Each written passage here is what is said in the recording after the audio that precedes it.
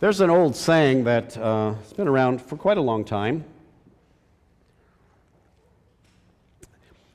I tried to find out who exactly it's attributed to, who said it first, and there are a lot of citations that say it was Abraham Lincoln that said it, and there are some that said P.T. Barnum has said it. So, whoever said it, this is how it goes.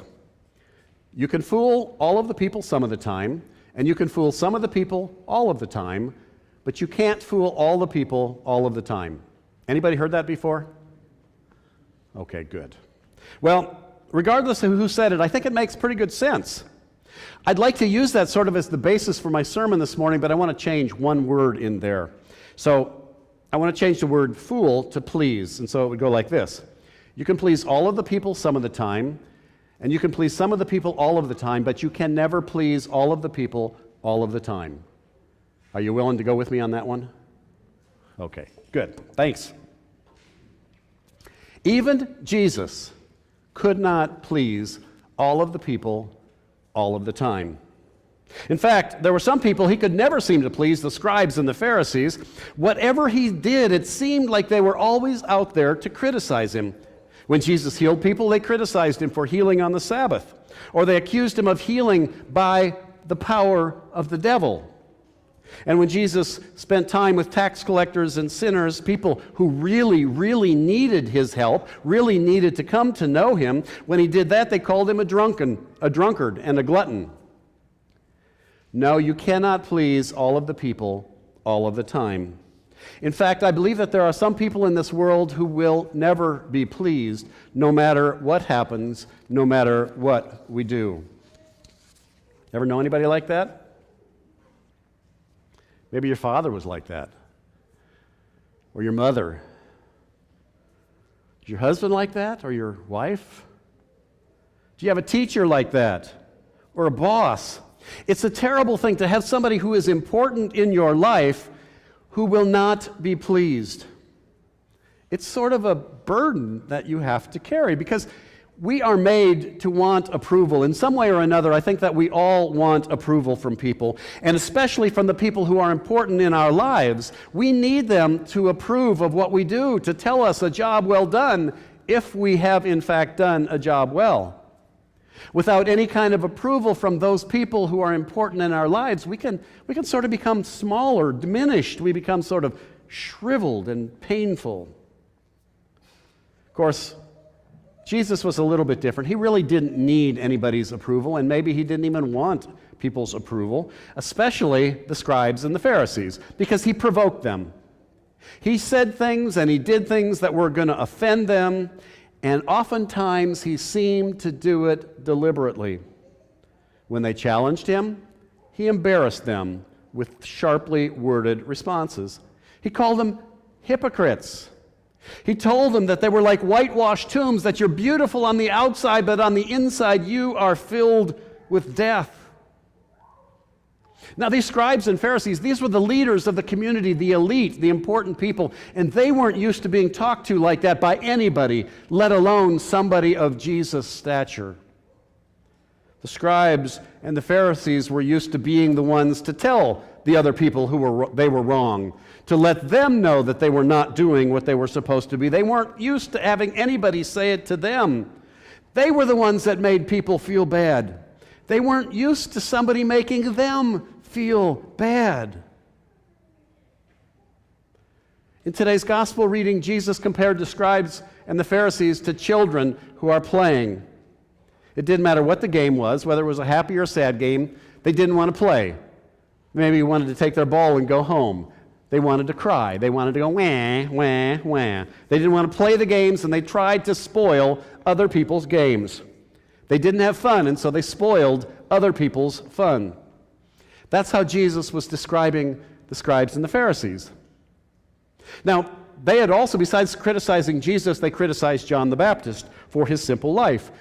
John the Baptist ate locusts and wild honey. He lived out in the wilderness. He had a very, very simple life. And they said he was a little crazy.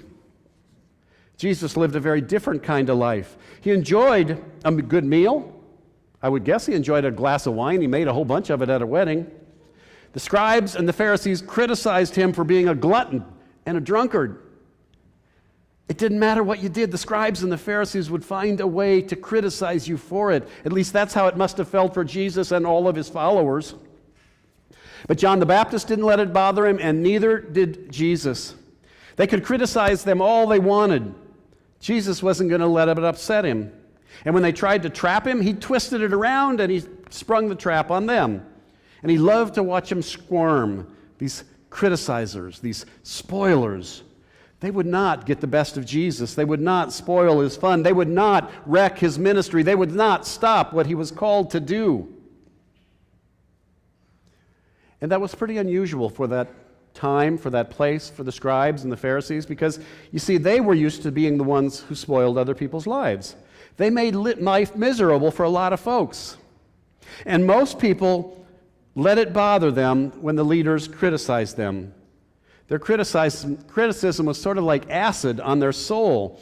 These leaders criticized the people, and the people believed what it was that they were saying, because, after all, these were important men. They must be right.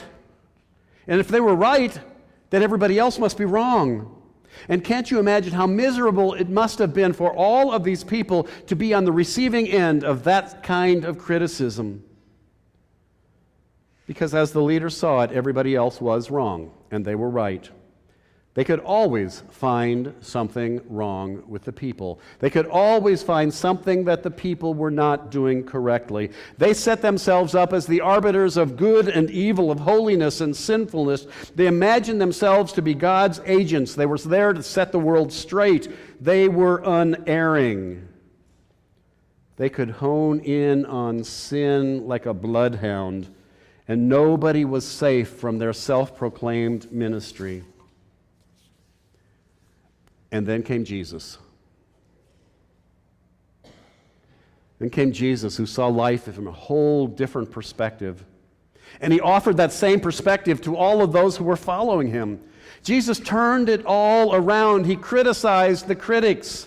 He told the scribes and the Pharisees that they were wrong, not the people, but them, the leaders. And then he told the people that they didn't have to carry the burdens of that guilt any longer. They didn't need to carry the criticism that had been heaped upon them any longer. They didn't need to feel bad any longer. He told them there was an easier way. Jesus gave them words of hope and encouragement when he told the people, "Come to me. Come to me if you are heavy burdened. Come to me if you are feeling bad. Come to me if you are weary, and I will give you rest." Come to me, Jesus says, when life just seems to be kicking you down over and over again. Come to me, Jesus says, when it seems like everybody around you is deserting you and leaving you alone. Come to me, Jesus says, when you feel trapped in a relationship or life that is bringing you down. Jesus says, come to me when you are falling into the pit of depression. Jesus says, come to me when the job you have seems to be separating you from those you love. Jesus says, come to me when you feel like you have no other choice but to end your life. Jesus says, come to me, and you'll find rest, and you'll find hope, and you'll find peace for your body and for your soul, for your mind. Can you imagine the impact that statement must have made on those people who had been downtrodden and criticized for all of their lives and generations back, for Jesus to say, come to me and I will give you rest? These people had never been offered help for their burdens, their guilt, their fears, their anxieties. Max Lucado has written a book. It's called 6 Hours One Friday. And in that book, he talks about a 9-year-old girl. Her name was Barbara. Now, Barbara had come from a very difficult background, a very difficult growing up. Her childhood had not been good, and she never spoke. She never uttered a single word. Now, the children all around her talked, but not Barbara. She never said anything. She sat silently while the children all around her would sing, and when others would giggle, she would sit there quietly. She never made a sound. Barbara was always attentive. She was always present, she was always polite, but she never spoke a word. One day in school, the teacher was talking about heaven. And she talked about a place that no eye has seen and no ear has heard, no mind has conceived. She talked about a place that God has prepared for those who love Him, a beautiful place. It is beautiful beyond any kind of imagination. And when she concluded her description, she was stunned to see Barbara raise her hand. You see, Barbara had never spoken. She had never raised her hand for permission to speak. And when the teacher called on her, Barbara said, for the very first time, she asked a question, is heaven for girls like me? Is heaven for girls like me? Have you ever felt that in your life? Have you ever wondered if heaven is for someone like you? Knowing what we know about ourselves, we wonder how the good news could possibly apply to us. Surely the good news is for the Billy Grahams and the Mother Teresas of this world, those self-sacrificing martyrs of this world, but not for me. We all probably wonder that, don't we, at some time? Surely God can't love me enough that heaven is for me. Well, Jesus came and He gave the answer. And the answer is a resounding and a bold yes. The leaders had convinced the people that heaven was probably not for them. It wasn't for the ordinary people. Ordinary people live shabby, untidy lives. Ordinary people make mistakes. Ordinary people sin, and they sin again, and they sin again, and they sin again. And the leaders held themselves up as the model that all of the ordinary people were supposed to live by. And their constant fussing gave the message, look at us. This is what you should be, but you can't. You can't be like us.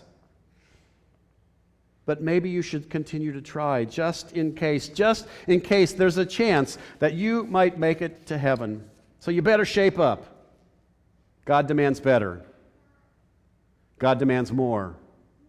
God demands that you live a better life. And the people believed it. And they felt lost because of it. And then Jesus came, and with His new words that contradicted everything that they had been taught, He said, "Come to me. All of you who are weary and carrying heavy burdens, come to me, and I will give you rest." And the chains fell off, and the lost were found. And there was great rejoicing because the people suddenly realized that heaven was for people like them. Heaven is for people like us.